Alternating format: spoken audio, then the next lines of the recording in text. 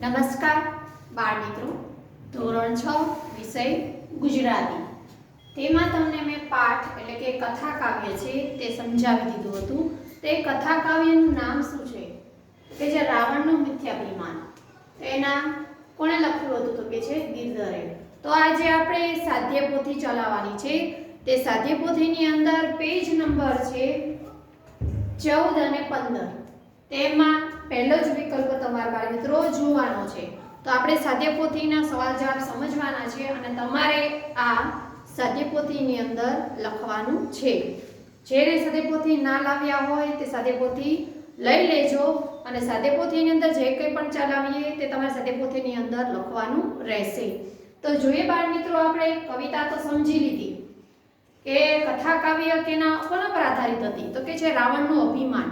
જે રાવણનું અભિમાન હોય છે એ જનક રાજાની સામે તે કેવી રીતે બોલે છે અને પોતાનું અભિમાન છે તે કેવી રીતના બતાવે છે એ કવિતાની અંદર આપણે સમજી લીધું. પણ એ કવિતાની અંદર તમને મેં શબ્દ સમજૂતી તો લખાવી દીધી હતી અને લેસન પણ તમને મેં આપી દીધું હતું.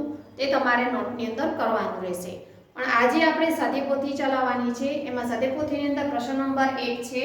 તમે જો લાયા હોય તો કાઢીને બેસજો જેથી કરીને તમને ખ્યાલ આવે કે પ્રશ્ન નંબર 1 કયો છે. તો જોઈએ આપણે પ્રશ્ન નંબર 1 છે કે નીચેના વિકલ્પોમાંથી સાચો વિકલ્પ શોધીને જવાબ લખો. તો આપણે પહેલો જ વિકલ્પ છે જોઈએ કે સ્વયંવર કોનો હતો. તો તમે કથા કાવ્ય સમજી ચૂક્યા હશો એટલે ખબર પડી ગઈ હશે કે સ્વયંવર કોનો હતો.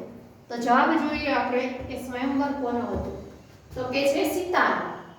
તો આપણે બંને ઓપ્શન લખ્યા છે. જવાબ પણ લખ્યું છે સીતાનો અને ABCD પ્રમાણે બી પણ લખ્યું છે.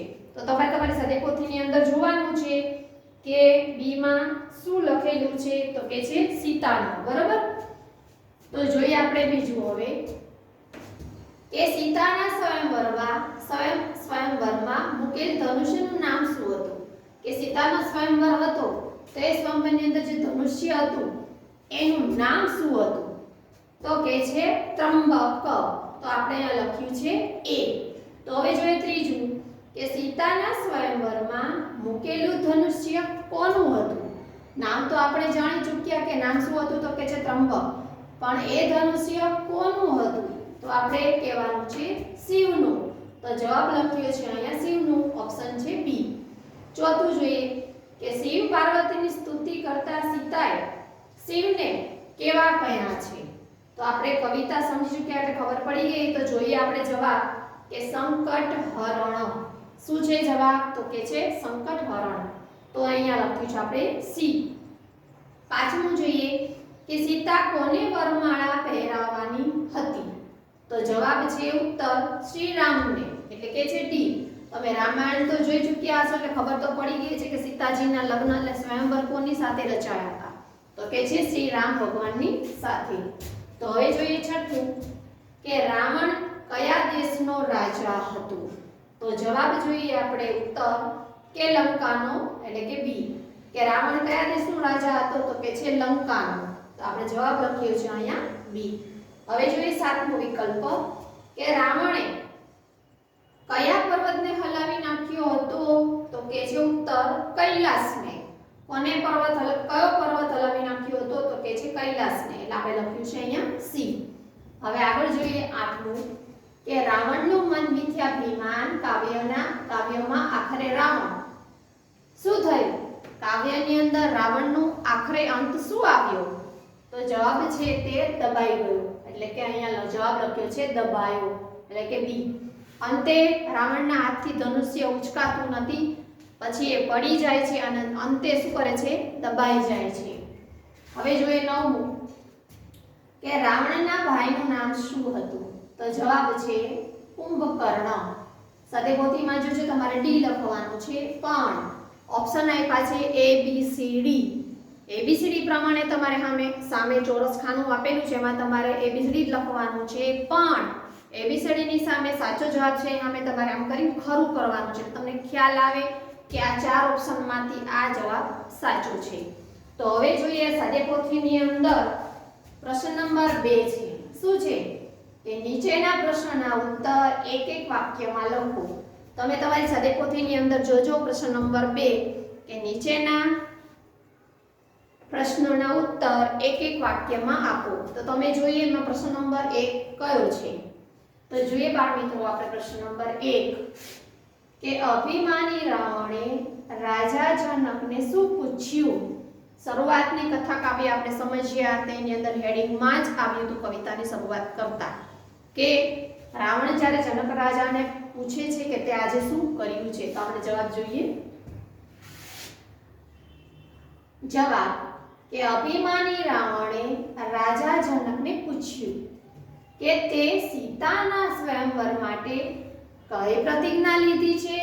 બાળ મિત્રો જોજો પ્રશ્ન ચિહ્ન આવ્યું છે, અવતરણ ચિહ્ન પણ આવ્યું છે.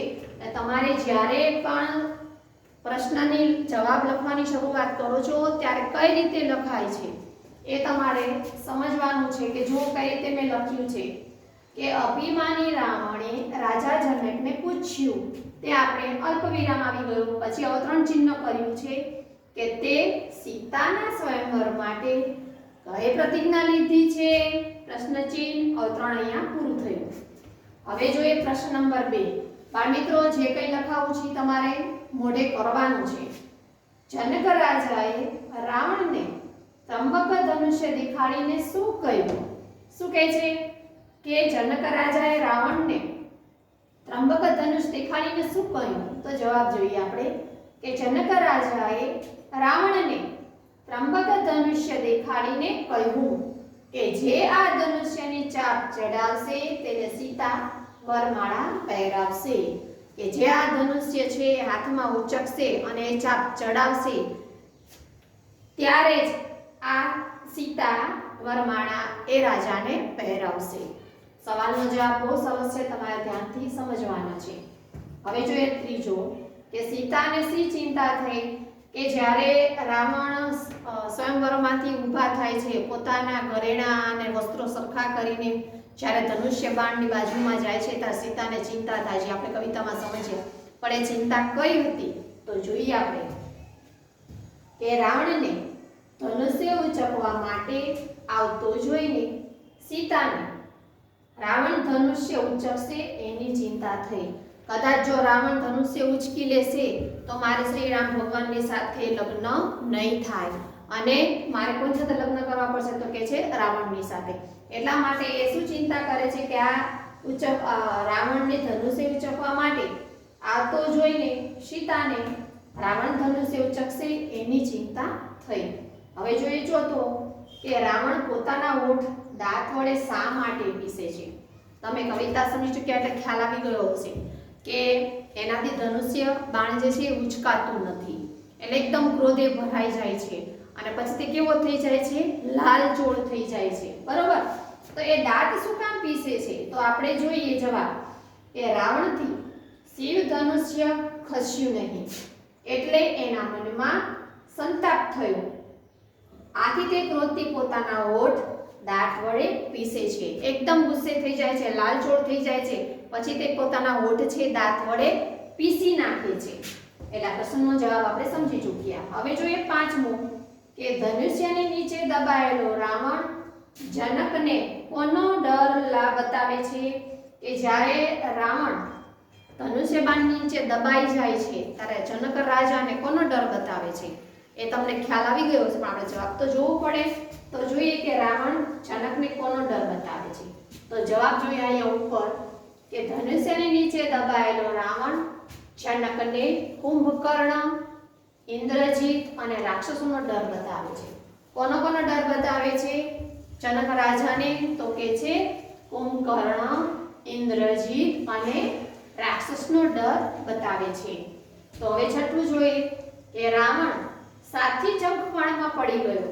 એનાથી હવે ધનુષ ઉચકાતું નથી, ગુસ્સે થઈ જાય છે, પછી તે કયા વિચારમાં પડી જાય છે તો જંખવાણમાં પડી જાય છે. તો જોઈએ આપણે ઉત્તર રાવણે એના 20 હાથથી ધનુષ્ય ઉચકવાનો પ્રયત્ન કર્યો. તો રાવણના કેટલા માથા હોય તો કે 10 માથા હોય છે, પણ એની ભુજા એટલે કે હાથ કેટલા હોય છે તો કે છે 20. તો 20 ભુજાથી 20 હાથથી ધનુષ્ય ઉંચકવાનો પ્રયત્ન કર્યો, પણ ધનુષ્ય સહેજ પણ હલ્યું નહીં. તેથી તે જંખવાણમાં પડી ગયો. કે એનો હાથેથી જે 20 ભુજા એટલે 20 હાથ વાળો હોય છે એના હાથથી પણ ધનુષ્ય ઉંચકાતું નથી, ત્યારે તે જંખવાણમાં પડી જાય છે. હવે જોઈએ 7મું. રાવણ દડાની જેમ કોને ગોળ ફેરવતો હતો? તમને ખ્યાલ છે, પણ જોઈએ આપણે કે રાવણ દડાની જેમ મેરુ અને મંદરાચળ પર્વતોને ગોળ ફેરવતો હતો. જ્યારે તે અભિમાનમાં આવી જાય છે ને ત્યારે સ્વયંવરમાં શું કહે છે કે મેં તો કૈલાસ પર્વત, મેરુ અને મંદરાચળ પર્વત પણ મારા હાથે હલાવી નાખ્યા છે, તો આ ધનુષ્ય મારા માટે શું કહેવાય, એવું તે અભિમાન કરે છે. અને ત્યારે તે આ વાત કરે છે કે રાવણ દડાની જેમ મેરુ અને મંદરાચળ પર્વતોને ગોળ ફેરવતો હતો, એવું તેને અભિમાન હતું. 8મું જોઈએ કે રાવણનું મિથ્યાભિમાન કાવ્યના કવિનું નામ લખો. એ તો આપણે કવિતા સમજ્યા એટલે ખ્યાલ તો હશે જ બાળ મિત્રો, પણ આ ખાસ તો જ્યારે પરીક્ષામાં જોડકા આવે છે ને ત્યારે આવી રીતે લેખક અને કવિ, કવિયત્રી આના નામ સામે લખવાના હોય છે. એટલે જોડકાની અંદર અવશ્ય આપણે લખ્યું છે અહીંયા આ કવિ રાવણનું મિથ્યાભિમાન છે શું છે તો કે છે કથા કાવ્ય છે, પણ કોણે લખ્યું છે તો કે ગિરધર. તો આપણે આ પાઠની અંદર એક એક પાઠ હોય કે કવિતા હોય એના લેખકનું નામ અને કવિનું નામ તો અવશ્ય યાદ તમારે રાખવાનું રહેશે. તો આપણે જોઈએ કે રાવણનું મિથ્યાભિમાન કાવ્યના કવિનું નામ ગિરધર દાસ છે. બરોબર, એટલે તમારે આ સવાલના જવાબ યાદ રાખવાના છે. સ્વાધ્યાયપોથીની અંદર પ્રશ્ન નંબર 1 વિકલ્પ, પ્રશ્ન નંબર 2 એક એક વાક્યમાં સવાલ જવાબ મેં તમને સમજાવી દીધા છે. પણ પ્રશ્ન નંબર 3 ની અંદર નીચેના પ્રશ્નના ઉત્તર આપો. તે સવાલ જવાબ થોડા મોટા છે, પણ આપણે એ લખવાના છે અને મોઢે પણ કરવાના છે. તો એમાં પ્રશ્ન નંબર 1 કયો છે તે તમે સ્વાધ્યાયપોથીની અંદર જોજો. પ્રશ્ન નંબર 1 કયો છે તમારે લખવાનો રહેશે. તો જોઈએ આપણે કે રાવણને પોતાના કયા કયા પરાક્રમોનું અભિમાન હતું, તો એ આપણે લખવાનું છે.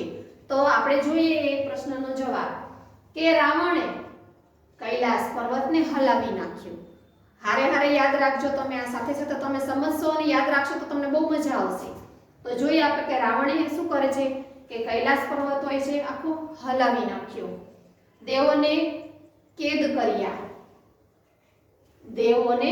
કર્યા હતા અને મેરુ અને મંદરાચળ પર્વતોને તે દડાની જેમ ઉછાળી શકતો હતો. સમગ્ર બ્રહ્માંડને તે ગોળ ગોળ ફેરવી શકતો હતો. રાવણને પોતાના આ પરાક્રમોનું અભિમાન હતું. આપણે પહેલો પ્રશ્ન મોટો જોયો કે રાવણને પોતાના કયા કયા પરાક્રમોનું અભિમાન હતું. તો સૌ પહેલા તમે કૈલાસ પર્વતને તેણે હલાવી નાખ્યો, દેવોને કેદ કર્યા, પછી મેરુ અને મંદરાચળ પર્વતોને તે દડાની જેમ ઉછાળી શકતો હતો અને સમગ્ર બ્રહ્માંડને તે શું કરતો હતો ગોળ ગોળ ફેરવી શકતો હતો. અને રાવણે પોતાના આ પરાક્રમોનું અભિમાન હતું. પણ ક્યારે તે વ્યક્ત કરે છે જનક રાજાને? જ્યારે તે ધનુષ્ય બાણ ઉચકી શકતો નથી ત્યારે. તો બાળ મિત્રો મેં તમને કવિતા તો સમજાવી દીધી છે, પણ સાથે સાથે સ્વાધ્યાયપોથીના સવાલ જવાબ પણ મેં હોમવર્ક કર્યું છે. એ તમારે સ્વાધ્યાયપોથીની અંદર આ લખવાનું રહેશે. લેસન તમને હું મોઢે જ કહી દઉં છું કે પ્રશ્ન નંબર 1 અને 2, પ્રશ્ન નંબર એટલે કે 1 અને 2 એ તમારે સ્વાધ્યાયપોથીની અંદર લખવાનું રહેશે. અને લેસન કર્યા પછી તમારે મને WhatsApp કરીને લેસન બતાવવાનું રહેશે મારા નંબર પર. તો બાળ મિત્રો જે પણ કંઈ લખાવું છું, સમજાવું છું એ તમારે લખવાનું છે અને મોઢે કરવાનું છે. આભાર.